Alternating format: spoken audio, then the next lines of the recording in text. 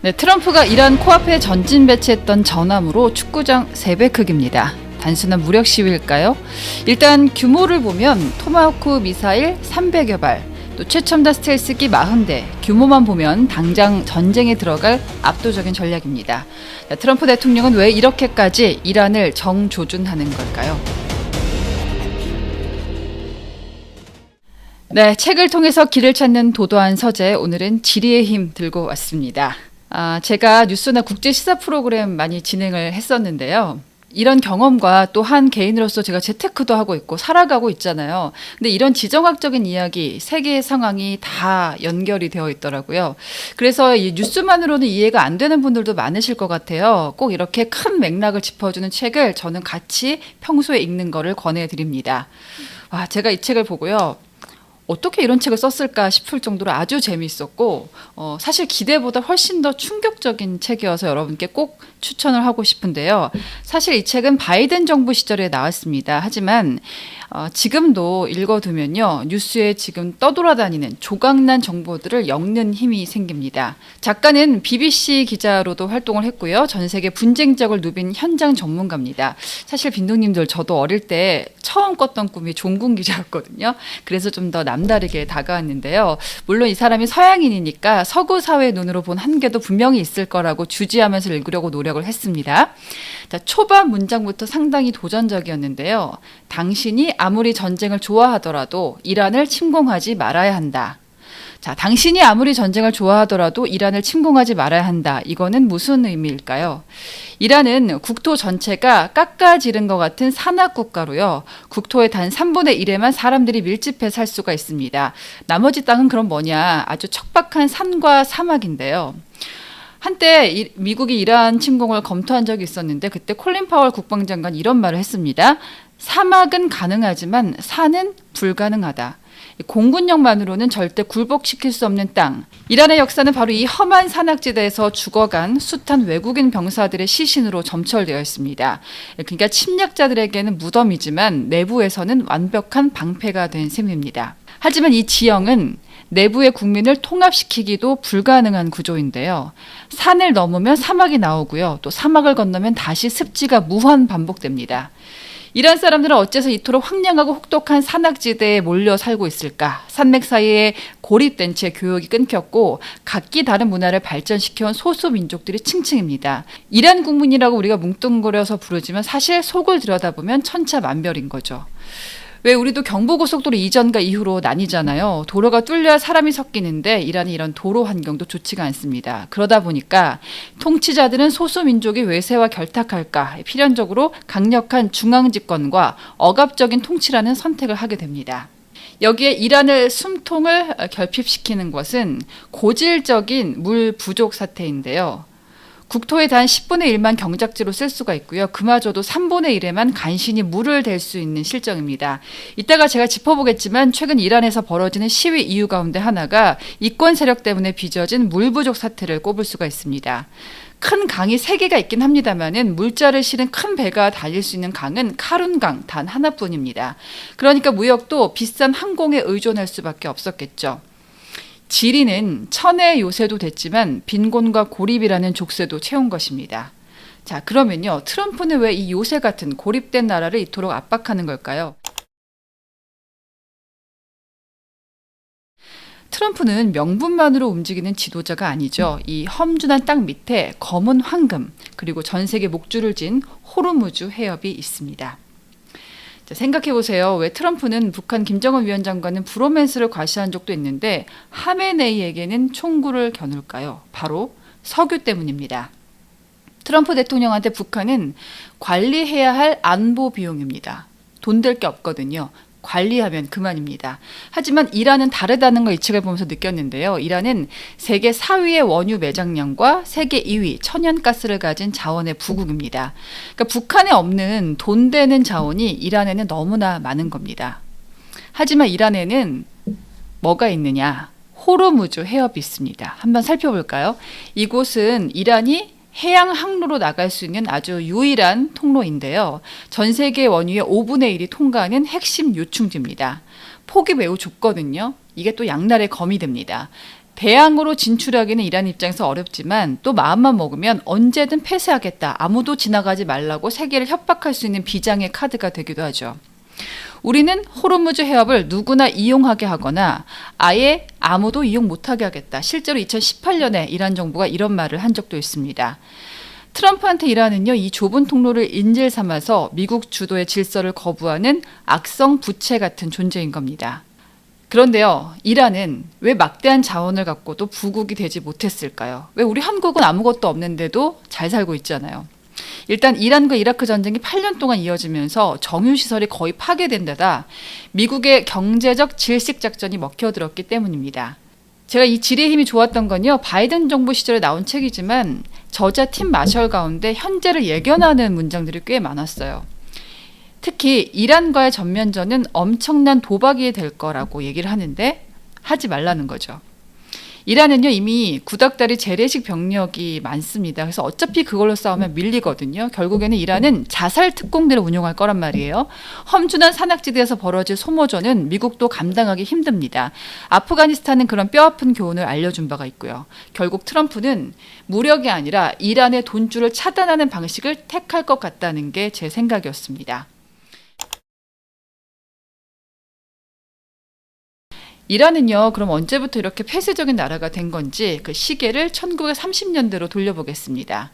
레자 샤 팔레비 국왕은 조국을 20세기로 전입시키겠다는 야심찬 꿈을 꿨습니다.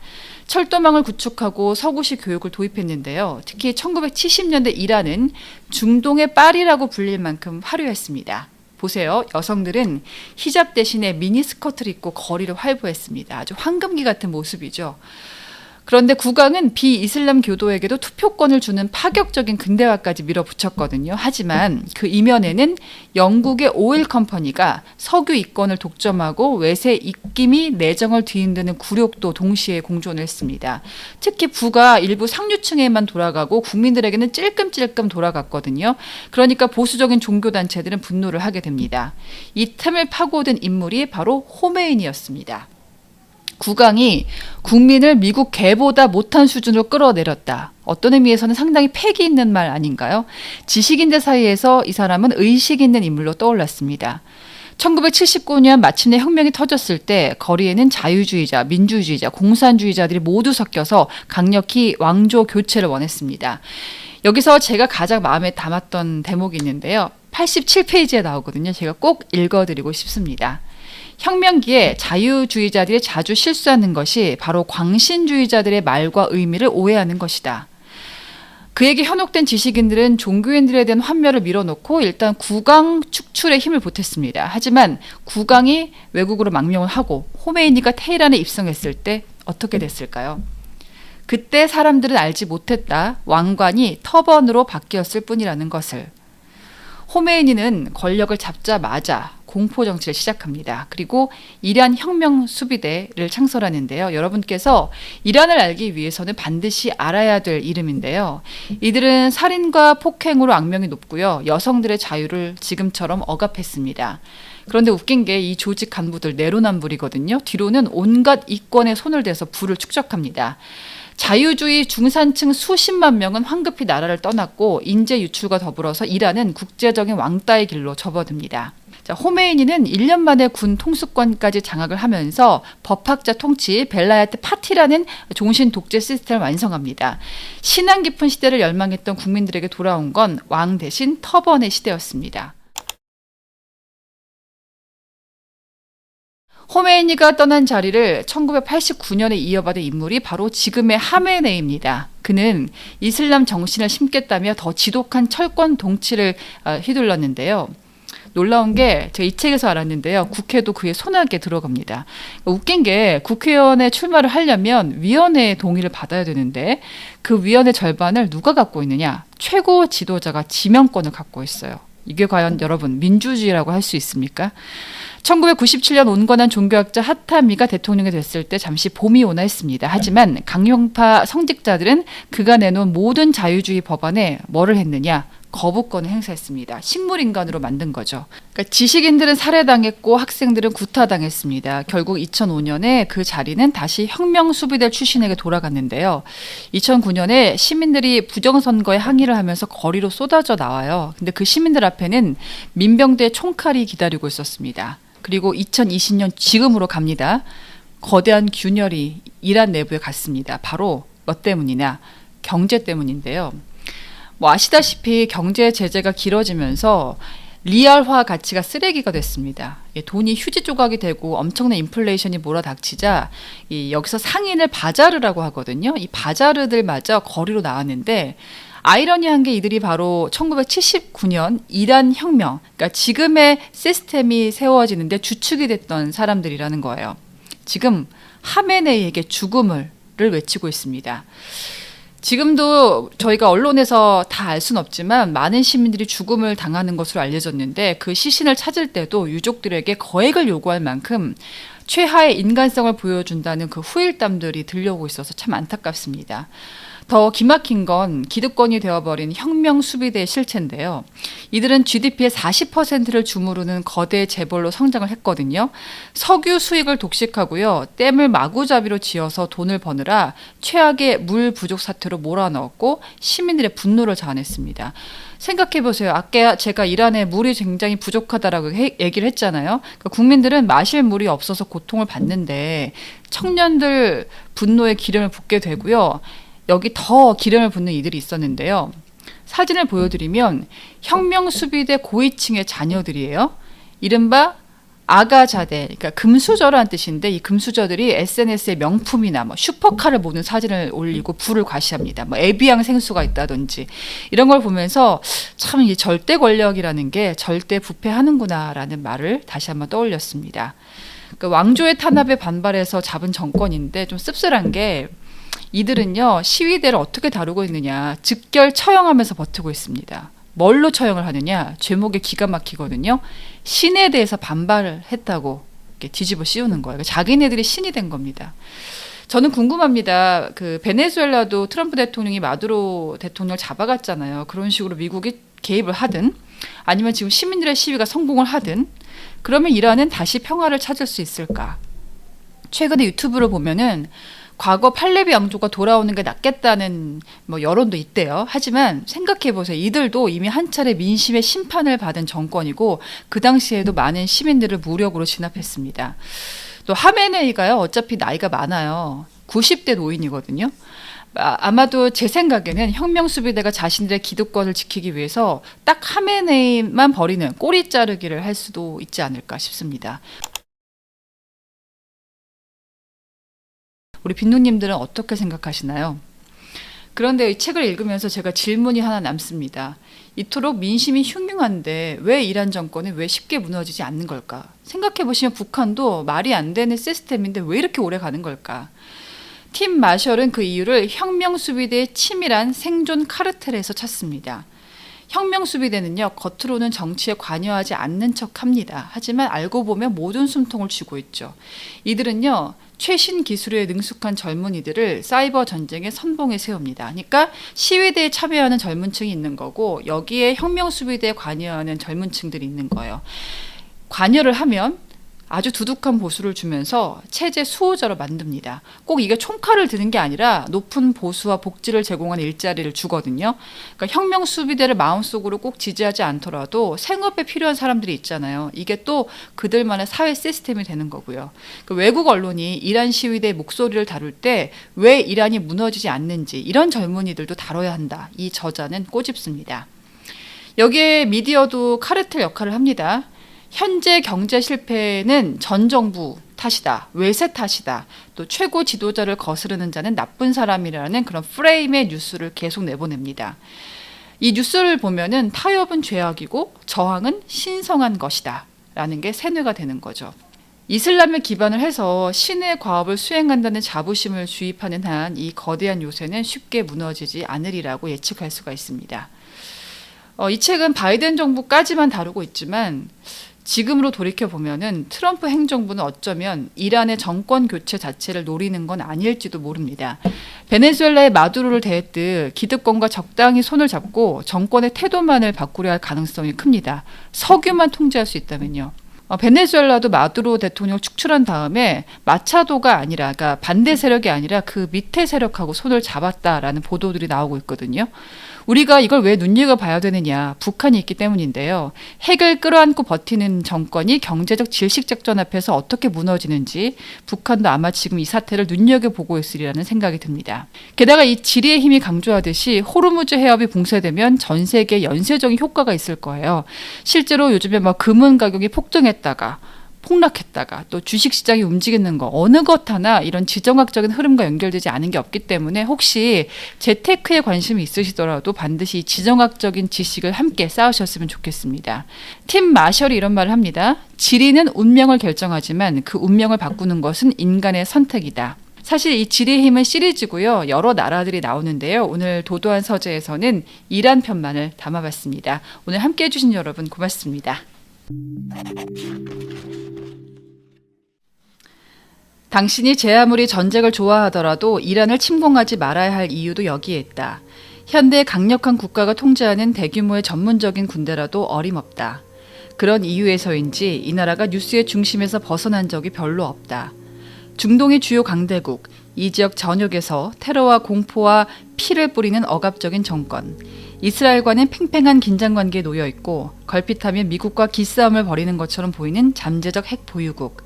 그렇다 하더라도 미국이든 다른 어느 나라든 선뜻 파병을 결행하고 싶어 하지 않는 나라. 2000년대 초반 미국의 부시 행정부의 일부 강경파가 이란을 공격하라고 대통령을 부추긴 적이 있다. 결국 분별 있는 측이 이겼다. 미 국무부 장관 콜린 파월은 이란과의 전쟁은 공군력만 가지고는 승산이 제한적이며 전쟁이 길어지면 결국 지상군 투입이 필요할 것이라고 보았다. 이에 대한 설명으로 그는 사막은 가능하지만 산은 가능하지 않다라는 오래된 격언을 들춰냈다. 무엇보다 이란의 역사는 이 나라 산악지대에서 죽어간 숱한 외국인 병사들의 죽음으로 점철돼 있다. 적이 침공하기도 힘들지만 국민을 통합시키기도 어려운 지형. 한마디로 이 나라의 지형은 미래의 침략자와 정복자에게는 엄청난 장애물이라는 얘기다. 산맥이라는 장벽을 뚫기 위해서 치러야 할 부담을 깨달은 침략자는 차라리 집으로 돌아갈 수밖에 없었을 것이다. 이란이 그 기나긴 역사에서 이 지리적 조건으로 모든 적을 포기시켰던 것은 아니다. 이에 굴하지 않고 꿋꿋이 진격한 인물이 있었으니 바로 알렉산드로스 대왕이었다. 지리는 역으로 이란의 힘을 제약하는 조건이 되기도 했다. 역사의 대부분 동안 산악지대에 머물러 있었다. 나라 안을 들여다보면 대다수 이란 사람들이 어째서 산악지대에 몰려 살고 있는지 그 황량하고 혹독한 풍경을 보면 이해가 된다. 산을 가로질러 오가며 교류하는 것이 쉽지 않은 탓에 인구가 밀집된 산악지대들은 저마다 각기 다른 문화를 발전시켜온 경향이 있다. 그래서 각 소수민족은 자신들만의 정체성을 고수하면서 흡수 통합에 반발하고 있다. 이 때문에 이란은 현대국가로서 국민의 단결이나 화합정신을 발전시키는데 한층 어려움을 겪을 수밖에 없다.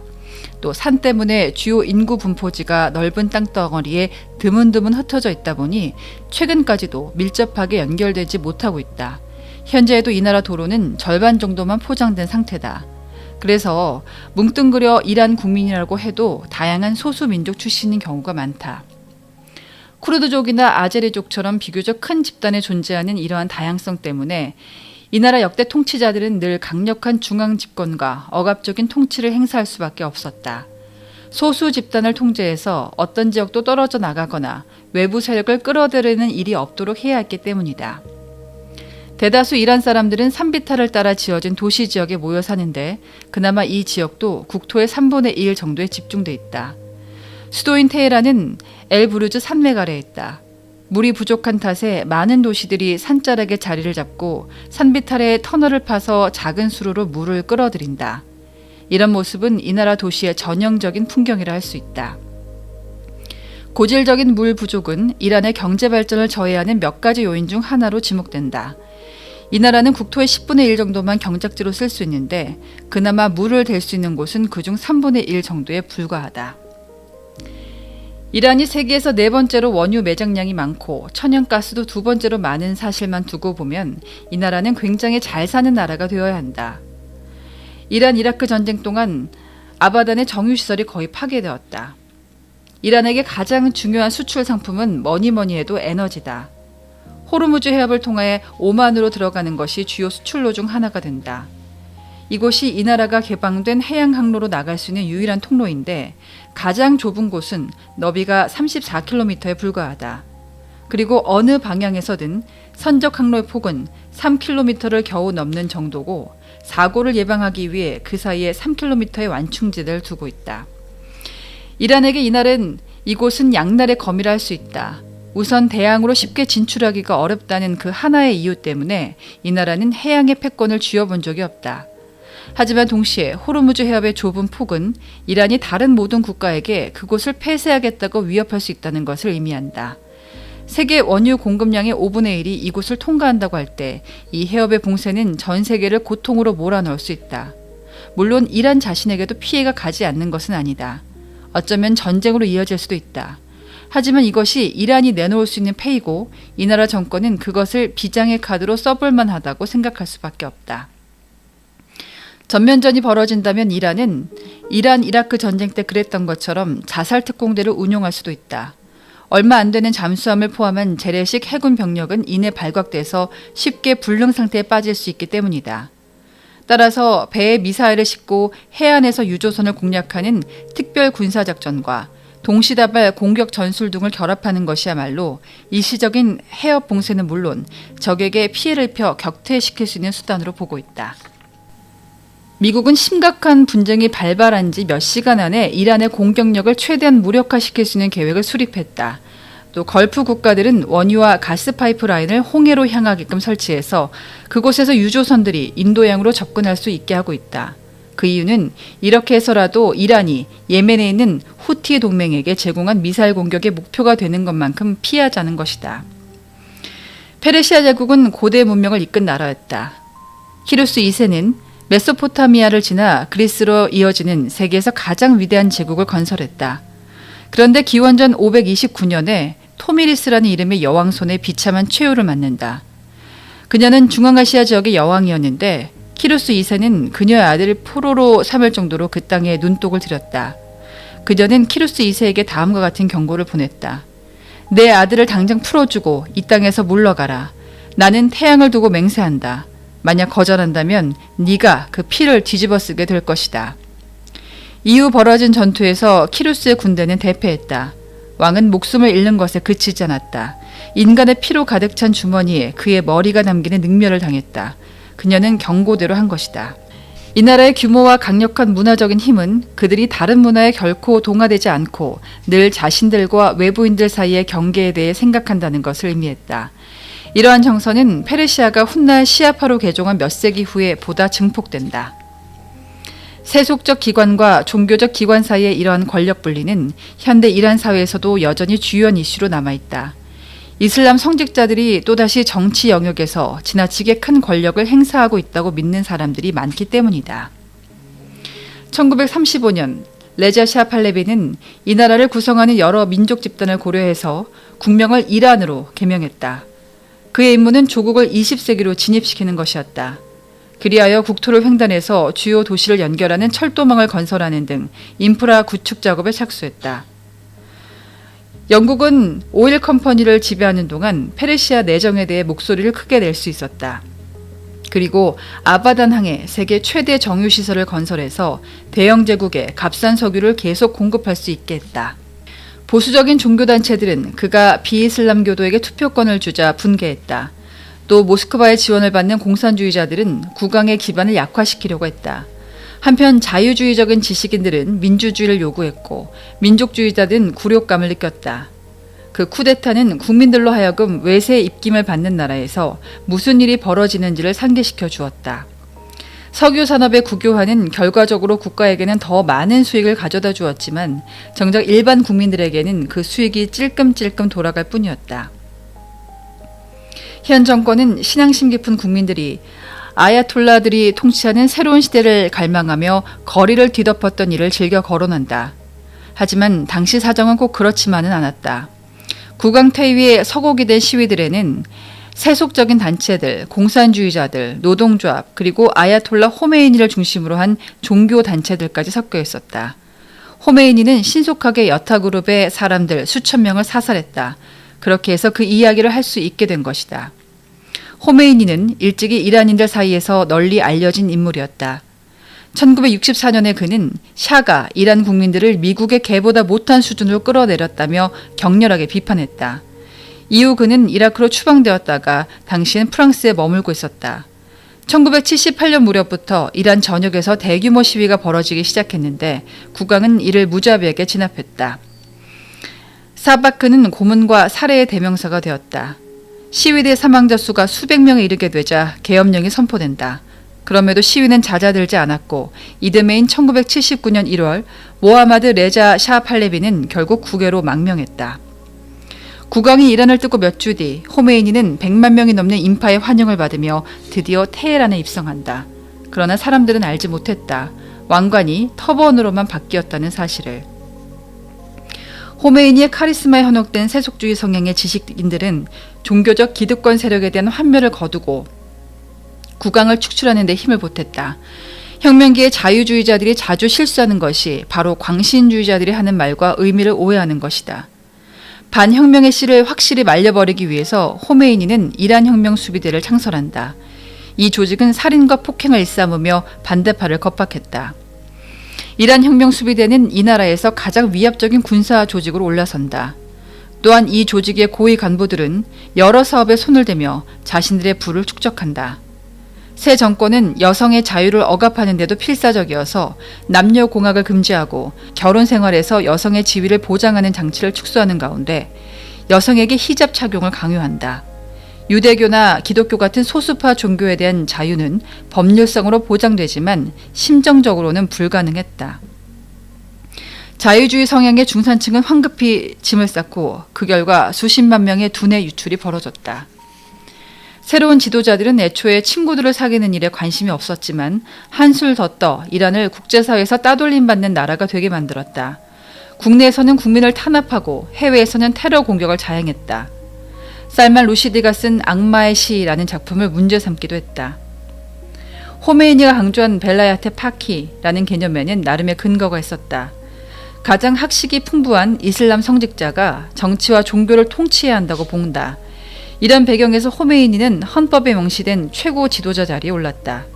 어떤 면에서는 고위 지도자를 선임하는 이 같은 방식이 로마 카톨릭에서 교황을 선출하는 방식과 크게 다르지 않은 것 같기도 하지만 핵심은 교황에게 군 통수권자가 되거나 전쟁을 선포할 권한은 없다는 것이다. 호메이니가 권력을 잡은 지 1년 만에 수행한 바로 그 권한 말이다.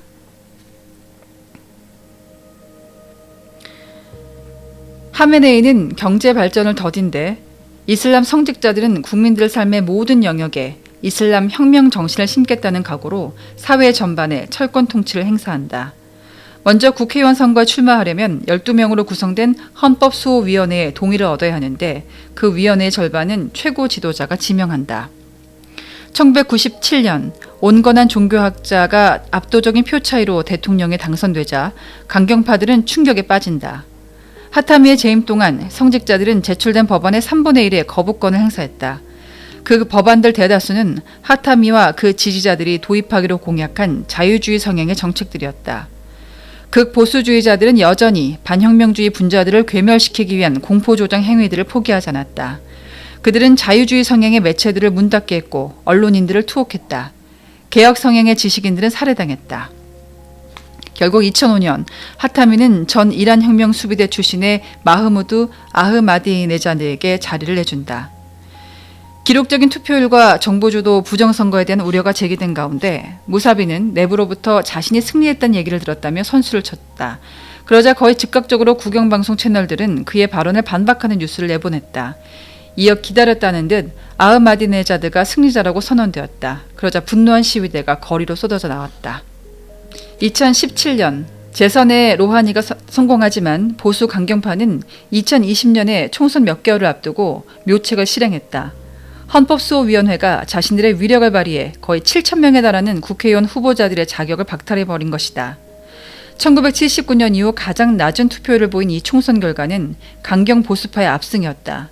이 메시지는 분명했다. 어찌됐든 아야톨라파와 이란 혁명 수비대는 권력을 내놓을 생각이 없었다. 이란의 지도층은 자신들의 국가가 적들에게 포위된 고립된 나라라는 인식을 강하게 견지하고 있다. 요컨대 미국의 사주를 받는 사우디아라비아 같은 나라들이 이슬람 혁명의 기반을 무너뜨리기 위해서 안팎에서 모략을 꾸미고 있다는 것이다. 이란이 순위파 나라들과 삐걱대고 있지만 가장 경멸하는 나라라면 아무래도 이스라엘일 것이다. 사실 이란은 혁명 이전에는 이스라엘과 잘 지내왔고 반유대주의 성향도 대놓고 드러내지 않았다. 그러나 혁명 이후 40여 년이 지나는 동안 이스라엘이라는 국가에 대해서뿐 아니라 유대인이라는 존재에 대한 증오 캠페인도 함께 펼쳐오고 있다. 하메네이는 이렇게 말한다. 이스라엘은 도려내야 할 암덩어리다. 시아파가 이끈 이란의 혁명이 순위파 아랍 세계에서 자신들의 비슷한 견해를 가진 사람들에게 그들 역시 종교를 빙자한 폭력을 통해 권력을 얻을 수 있다는 가치관을 심어줄 수 있기 때문이다. 이란 지도층의 마음속에 그리고 실제 목소리로도 미국은 늘 이스라엘과 묶여 있으면서 심지어 이스라엘의 꼭두각시로 묘사되기도 한다. 그들은 미국을 큰 악마로, 이스라엘을 작은 악마로 부르기도 한다. 전쟁의 두려움이 고조된 가운데 도널드 트럼프가 미 대통령으로 선출되자 긴장감은 고조되었다. 트럼프는 핵협정에서 탈퇴했고 이란에 대한 경제 제재를 재개했으며 유럽계 기업들을 다그쳐 이란과 거래하는 기업들을 떨게 했다. 경제는 곤두박질 쳤고 실업률과 인플레이션이 치솟는 가운데 2019년 겨울이 다가오는데 이란 정부는 연료 가격을 올렸다. 이는 전국에 걸쳐 대규모 시위가 일어나게 하는 방아쇠를 당긴 셈이다. 당국은 이전의 시위 사태에도 놀란 적이 있었던 터라 이번에도 초조했다. 특히나 이란 정부가 불안해한 것은 노동자 계급과 1979년 혁명의 주축이었던 이들까지도 정권에 대한 항의의 표시로 거리에 나온 것이다. 하메네이에게 죽음을, 대중은 이란의 대외 정책을 소리 높여 비난했다. 이란에서의 내 삶을, 사람들은 아랍 국가들의 내전에서 이란의 젊은이들이 희생당하는 것에 진절머리가 난다는 의사를 표현했다. 이런 현상은 정권에게 상당히 위험하다. 혁명가들을 비웃는 것 자체가 혁명적 행위인데다 그것을 무슨 수로 금지한단 말인가. 만에 하나 정권이 몰락한다 해도 계몽된 민주주의가 세워진다는 보장이 있을까? 이란은 중국과 경제적 우호 관계를 다져왔다. 하지만 남서부 후제스탄주의 아랍계 소수민족들은 이란이 석유로 번 돈을 그들의 삶을 개선하는 데 쓰지 않는 것에 분개하고 있다. 이들은 이란 내 소수민족 가운데서도 가장 가난한 축에 드는데 이런 낮은 지위에 대한 분노를 정부를 상대로 한 간헐적인 폭탄 공격으로 표출하곤 한다. 신정국가, 신권 정치는 이 나라의 기본 원리이며 스스로 기반이 약화되지 않는 이상 변하지 않는다. 이란은 혁명으로 건설된 나라라는 자부심이 있다. 미국은 이란의 정권 교체를 모색하지 않고 일방적인 제재를 종식시키며 외교 관계를 회복한 후에 경제적으로는 에너지 산업을 현대화시키고 외교적으로는 그 지역의 안정을 확실히 보장하는 정책을 취할 수 있다. 그들은 이렇게 신의 과업을 수행하고 있는 것이다.